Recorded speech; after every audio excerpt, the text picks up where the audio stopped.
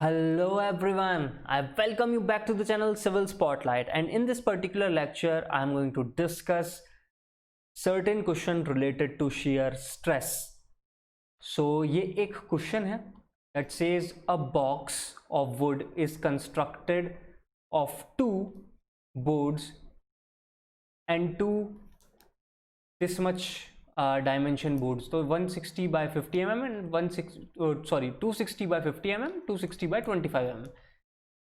तो ये यहाँ पे अरेंजमेंट दिखाया हुआ है. 260 बाय 50 mm वाले ऐसे हैं एंड 260 बाय 50 mm वाले कुछ इस तरीके के हैं. The boards are nailed at longitudinal spacing S is equals to 100 mm. If each nail has an allowed shear force of 1200 Newton, what is the maximum allowable shear force Vmax? देखो सीधी सी बात है, मैं यहाँ पे जो गिवन इन्फॉर्मेशन है उसको एक बेटर वे में लिख रहा हूँ. बी जो है यानी कि विड्थ ये रही, ये गिवन है 260 mm end to end. Okay, height given है 310. 260 प्लस 25 प्लस 25 इट्स 3110.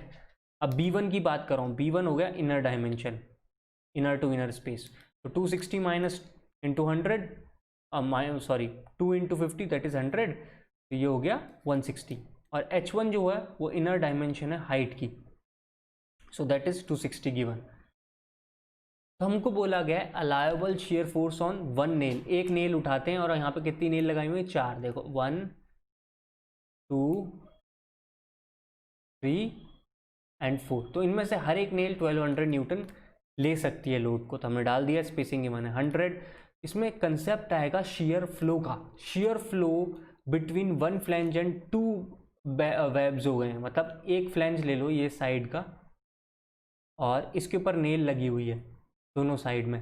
तो इस वजह से इसके अंदर जो भी शेयर स्ट्रेस आएगा वो दोनों नेल में आधा आधा डिस्ट्रीब्यूट, मैं कहूँगा दोनों साइड की नेल्स में आधा आधा डिस्ट्रीब्यूट हो जाएगा. तो उस कंसेप्ट को यूज़ करते हुए हमें यहाँ करना है 2 इंटू एफ बाय एस. तो 2 हर एक में 1200, एस गिवन है स्पेसिंग 100 mm. तो हमें मिल गया 24 न्यूटन पर mm. शेयर फ्लो क्या है मैंने आपको पहले भी एक बार बताया था इस क्वेश्चन करते हैं. Shear flow is tau into width.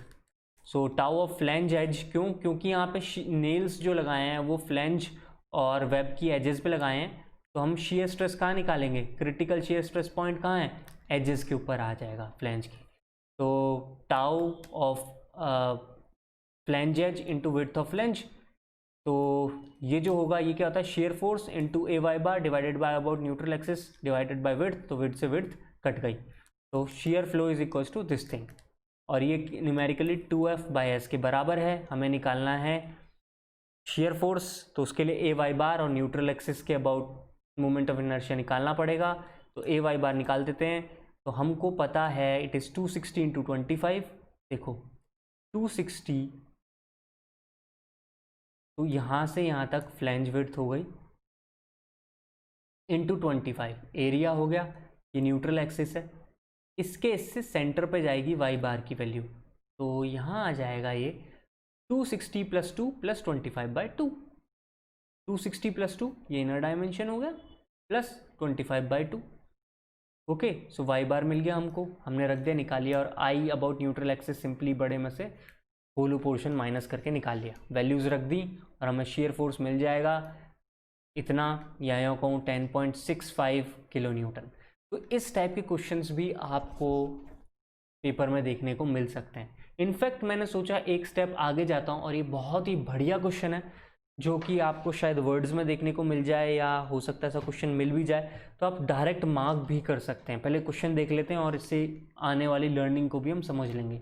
2 wooden beams हैं A and B, have same outside dimension 200 by 360 mm.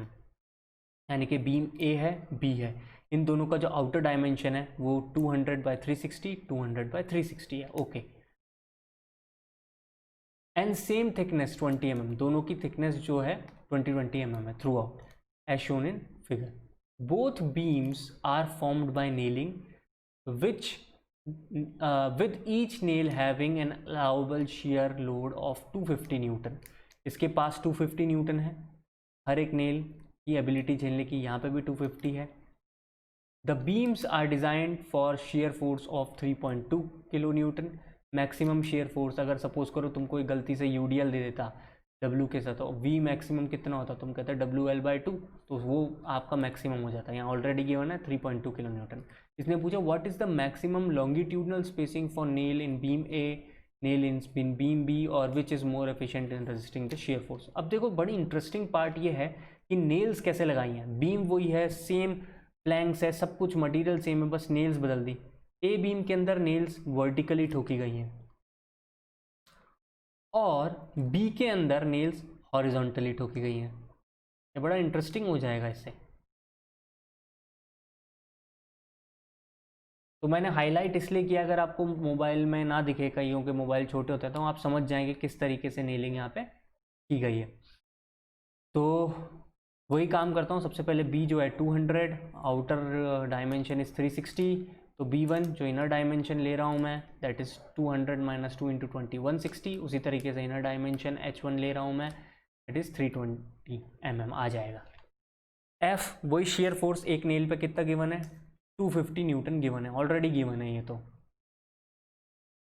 और शेयर फोर्स एट 1 यानी कि मैक्सिमम शेयर फोर्स है 3200 न्यूटन, क्योंकि किलो न्यूटन में गिवन तो उसको न्यूटन में कर लो।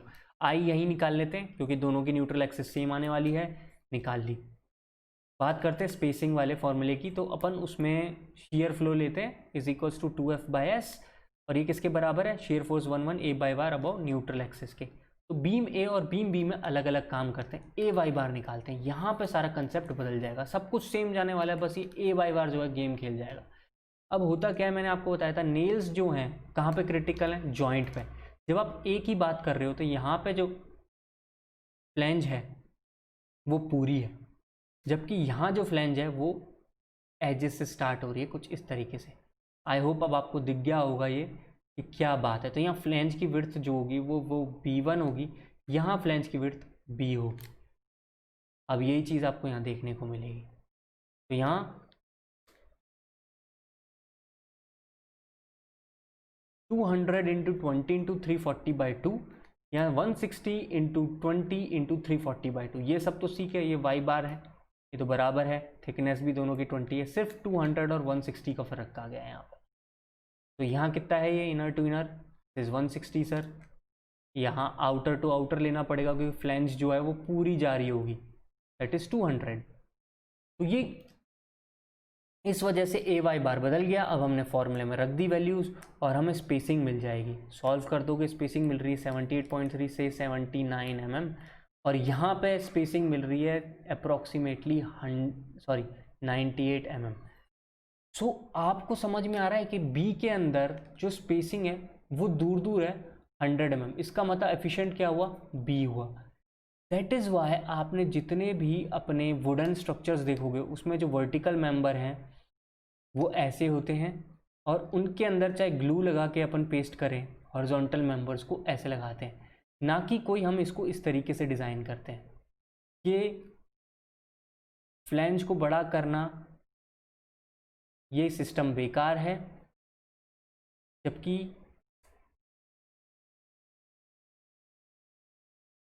ये सिस्टम अच्छा है। तो बात ये है वर्टिकल मेंबर्स पूरे लो और हॉरिजॉन्टल मेंबर उनके इनर टू इनर डायमेंशन पे लगाओ, जैसे कि पार्ट बी में हमने देखा।